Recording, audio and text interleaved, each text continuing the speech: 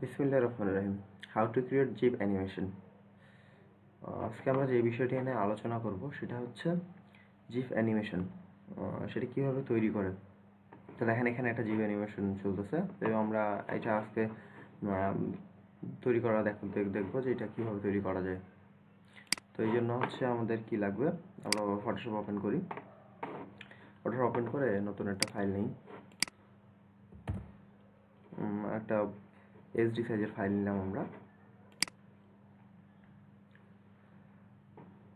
তো এইচডি সাইজের একটা ফাইল নেওয়ার পরে তো আমরা এখানে নেই যে এলিমেন্টগুলো, যেসব এলিমেন্ট দিয়ে আমরা কাজটা করবো সেই এলিমেন্টগুলো নেই। এই জন্য প্রথমে আমরা একটা রোড নিলাম। এই পিকচারটাতে একটা রোড আছে। নেওয়ার পরে আমরা কি করব, আমরা হচ্ছে আর কিছু নেই। হ্যাঁ, দুটো কার আছে এখানে, দুটো কারের ছবি নেই আমরা, এটা নেই। এখানে বসাই দিলাম, একটু ছোট করে নিই রাস্তার হিসেবে।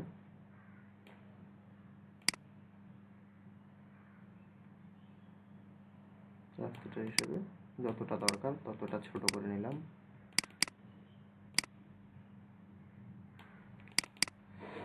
তারপর আরেকটা রোড নেই, আরেকটা নেই।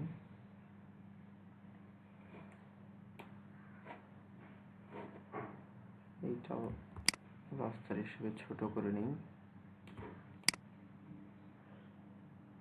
দুইটা এক পাশে হচ্ছে আমরা দুইটাকে মুখোমুখি করে দিই। দেখেন আমাদের দুইটা গাড়ি চলে আসছে। দুইটা গাড়ি যখন চলে আসছে এটাকে আমরা একটু সাইজ আর একটু ছোট করি। হ্যাঁ, দুইটা গাড়ি যখন চলে আসছে আমাদের এখানে, সরি,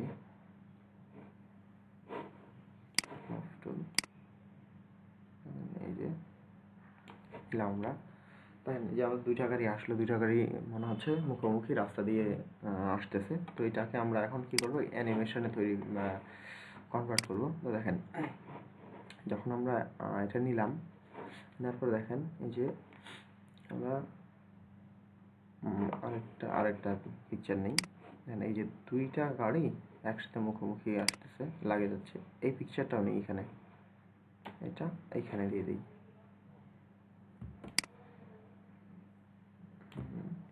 দেখেন মিলতেছে দুইটা, একটা সাদা একটা কালো,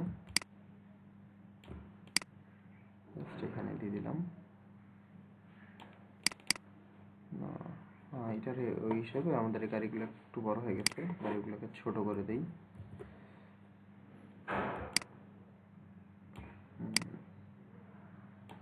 এবার ঠিক হবে, এটাকে একটু ছোট করে দিই।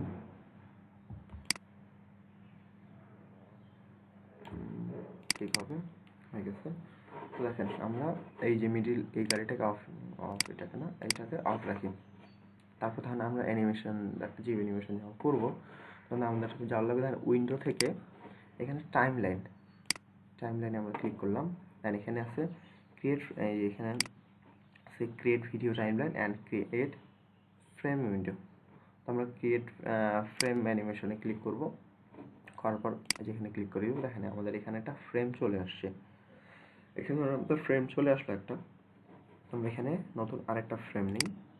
নতুন আরেকটা ফ্রেম নিয়ে আমরা এই যে এই গাড়ি দুইটাকে একটু সামনে দিয়ে দিই, টানে দিই।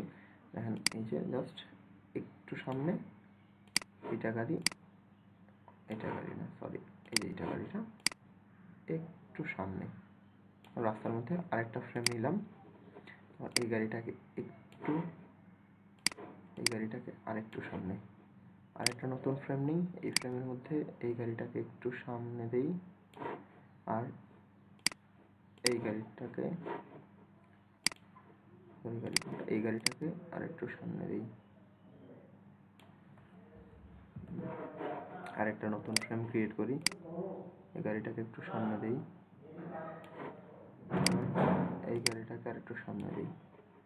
আরেকটা নতুন ফ্রেম ক্রিয়েট করলাম, এই গাড়িটাকে একটু সামনে দিলাম, আর এই গাড়িটাকে আর একটু সামনে দিলাম, আবার আরেকটা নতুন ফ্রেম ক্রিয়েট করলাম, এই গাড়িটাকে একটু সামনে, আর এই গাড়িটাকে আর একটু সামনে, আরেকটা নতুন ফ্রেম ক্রিয়েট, এই গাড়িটাকে একটু সামনে, এই গাড়ি আর এই গাড়িটাকে আর একটু সামনে। দেখেন এই অবস্থায় যখন চলে আসছে, আমরা আরেকটা নতুন ফ্রেম ক্রিয়েট করব। ক্রিয়েট করার পর এই দুইটা গাড়িকে অফ রাখবো, রাখে এই গাড়িটাকে ওপেন করব। দেখেন দিয়ে করার পরে দেখেন এই গাড়িটা যেখানে ছিল ঠিক ওই জায়গায় মিডিল বরাবর আমাদের যেই জায়গায় মিলতেছিল দেখে আমরা দেখে নিই, হ্যাঁ এইটা এই জায়গায় ছিল, এটা এই জায়গায় ছিল, ঠিক আছে।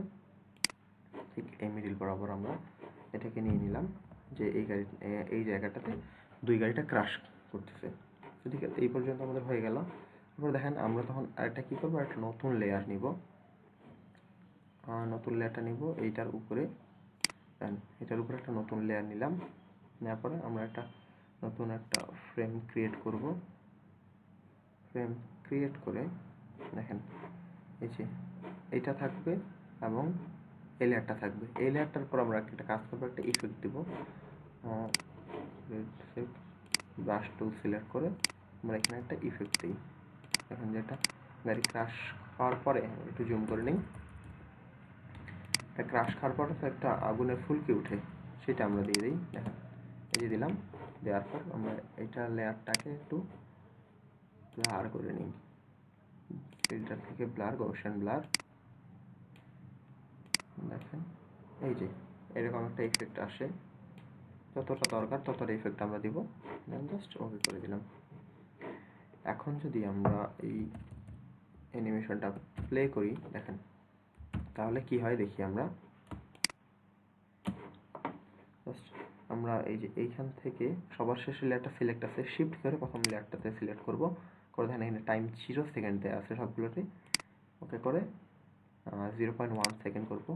এখানে দেখেন নিচে ওয়ান্স করা আছে, ওয়ান্স থেকে আমরা কি ফরএভার করব।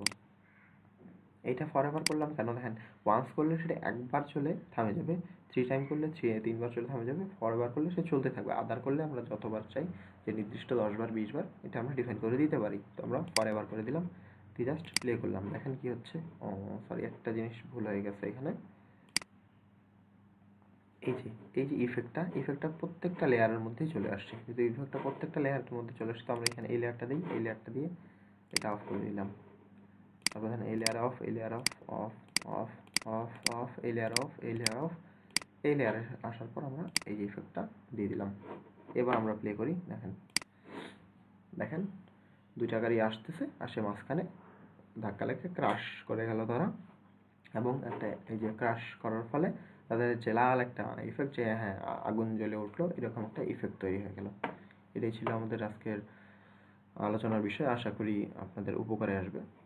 আচ্ছা হ্যাঁ, এটা এখন কীভাবে সেভ করবেন সেটাও দেখা দিই। দেখেন এটা সেভ করার জন্য যে ফাইল থেকে এক্সপোর্ট সেভ ফর ওয়েবে যাওয়ার পর দেখেন এখানে এই যে অপশনটা আছে, দেখেন এখানে জিআইএফ আছে, জিএফ ফাইল, জাস্ট আমরা যে ওকে করে দিব। ওকে করার পর নাম দেব, একটা নাম কি হচ্ছে কার অ্যাক্সিডেন্ট